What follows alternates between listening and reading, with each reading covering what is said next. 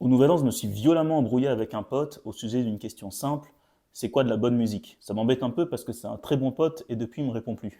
Pour remettre dans le contexte, ce pote il fait du rap qu'on appelle underground, si vous voulez, le truc qui est pas du tout mainstream, tandis que moi, je fais de la musique un peu plus mainstream pour le coup, avec des sonorités plus mélodiques, qui peut marcher sur les réseaux sociaux, mais aussi en streaming. Le soir du Nouvel An, on est donc entre amis dans un appart, moi c'est comme ça que je préfère les fêter. On est en train de mettre de la musique, forcément de la musique plutôt dansante qui va ambiancer les gens, etc. Et on a mis pas mal de sons de Gims notamment, puisqu'évidemment ce sont ces dernières années des sons super pour faire la fête, je pense qu'on est tous d'accord là-dessus. Et c'est de là que le débat est parti. Alors il se trouve que moi, Gims, j'avais eu la chance de gagner un concours et de le rencontrer en studio il y a quelques années. C'était déjà un de mes artistes qui m'inspirait le plus, et je trouve que ce qu'il fait aujourd'hui en termes de business, c'est énorme. Je le dis là pour qu'on comprenne que peut-être que je suis pas objectif. Vous me le dites en commentaire. En fait, le débat se déclenche parce que justement, je dis, waouh, mais vraiment, il est trop fort, il a lavé le cerveau de tout le monde ces 2 dernières années avec tous ces morceaux à la parisienne, Ciel, etc. Et ce pote en question me dit, oui, ok, on écoute, mais c'est de la musique de Je vais pas dire le mot parce que j'ai pas envie de me faire ban, mais vous voyez ce que je veux dire. Et à ce moment-là, moi, je rebondis et je lui dis, mais comment ça? S'il y a des millions de personnes qui écoutent, c'est qu'il y a quand même une audience et que quelque part, la musique, elle est au moins efficace.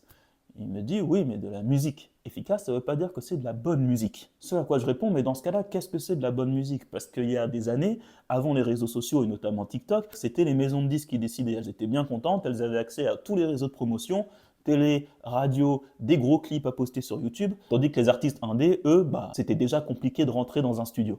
Aujourd'hui, la production musicale s'est démocratisée, il y a beaucoup plus de moyens de faire du son. Faire du son coûte moins cher et la méthode de consommation de l'audience a changé. C'est-à-dire qu'avant, quand l'audience pouvait consommer un album par an de leur artiste préféré, aujourd'hui, déjà ils préfèrent beaucoup plus les singles et en plus, il faut qu'il y ait des singles qui sortent très régulièrement. Et on voit que dans ce contexte, plus personne ne contrôle quelle est la musique qui parle aux gens. Il y a énormément de sons. Ceux qui vont sortir du lot, ce seront forcément des sons qui, à un moment donné, auront réussi à parler à une certaine audience. Et donc ici, on se pose la question, est-ce que ça veut dire que la musique est bonne ou non? Et est-ce qu'à l'époque où les maisons de disques avaient toutes les clés, les musiques qui perçaient étaient forcément bonnes? Ou est-ce que c'était pas qu'on nous imposait, entre guillemets, certains morceaux qui nous rabâchaient à la radio, qu'on nous rabâchait à la télé, et vous aviez l'impression d'avoir moins de choix? Vous aviez en fait moins de choix. Aujourd'hui, je rappelle, 150 000 morceaux sont publiés chaque jour sur les plateformes de streaming, c'est colossal. Pour revenir à ma discussion avec mon ami, il me dit oui mais là on perd en qualité. Je lui dis mais qui sommes-nous pour juger de la qualité si ça parle aux gens? On peut juste constater qu'il y a des musiques qui sont efficaces en termes de streaming, d'écoute ou ce que vous voulez, et des musiques qui le sont un peu moins. Ça ne veut pas forcément dire que la qualité est différente, c'est juste qu'elles ne sont pas faites pour cet écosystème. En tout cas, c'est mon avis,